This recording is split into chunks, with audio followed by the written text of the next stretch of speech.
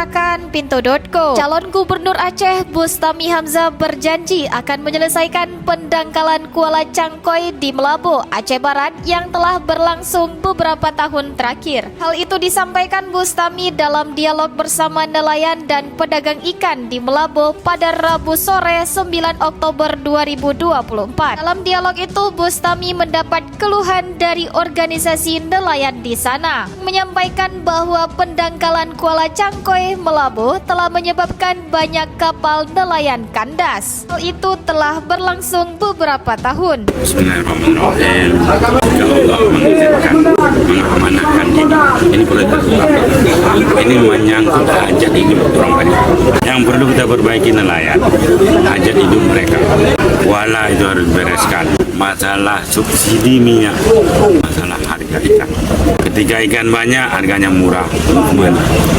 Minyak nggak pernah turun. Nah, ini juga harus siapkan.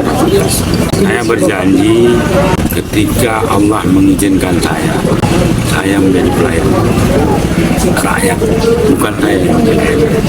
Itu yang mendorong saya keluar dari kegelapan.